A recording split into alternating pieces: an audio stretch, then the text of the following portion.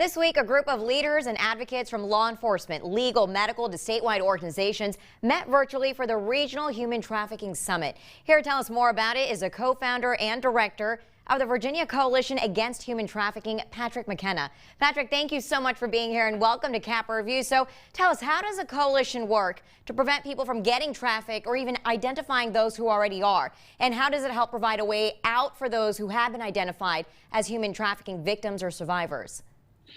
Well, just to be the coalition itself is made up of a number of organizations, and the summit you just mentioned was put on by the Regional Interdisciplinary Collaborative. So that's made up of those organizations you're referring to. So each of them have different expertise related to survivor identification and or survivor services. And working collaboratively, what we're able to do is provide, first of all, identify a survivor in the first place or victim, and then give them the ability to choose an off-ramp, so to speak, from being involved in human trafficking. So what kind of methods do traffickers then use to keep their victims in a state of exploitation?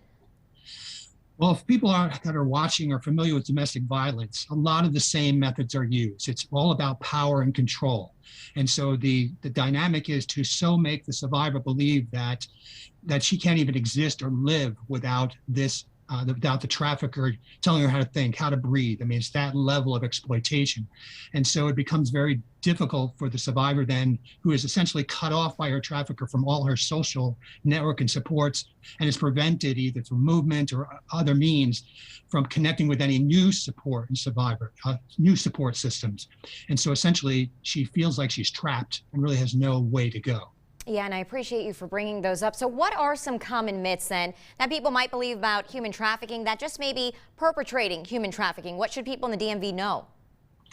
Well, I think that, first of all, to know that it's happening in the DMV, right? We can think, oh, it's happening in New York, it's happening in Boston, it's happening in those big urban centers, it's happening in DC, but not here, not in the peninsula. This is this is a kind of more ruralish area.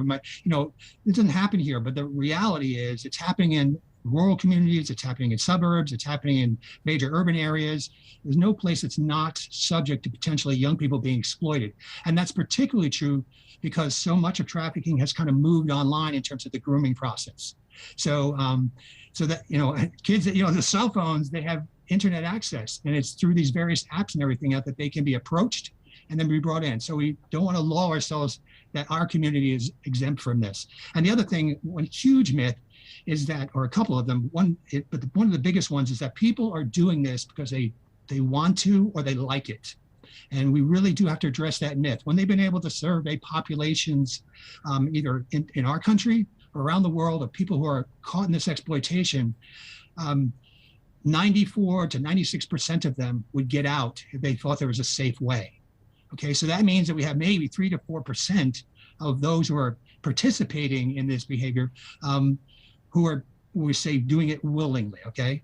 But that means 96% of them are not. And so we first deal with that, and then we deal with the myth of, well, if they don't want to do it, then why don't they just get out? But the fact of the matter is, because of the coercion that we talked about earlier, that power and control, use of force, use of different ways to control, they don't see a safe way out, or they have fears for their family, because the trafficker has such a relationship with it. He knows where their family lives. Right. And he threatens to hurt them if they don't cooperate.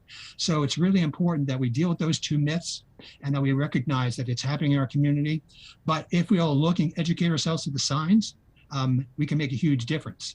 And I'll tell you, frankly, it doesn't make any difference of your age either. My daughter, as a sophomore in high school, is the one who opened my eyes that this was happening. So everybody can make a difference. Patrick McKenna from the Virginia Coalition of Human Trafficking, thank you so much for being here, for sharing your story with us, and really is an eye-opening conversation. Thank you. You're welcome, and thank you for having me. I really appreciate it. And we also would like to thank the Regional Interdisciplinary Collaborative.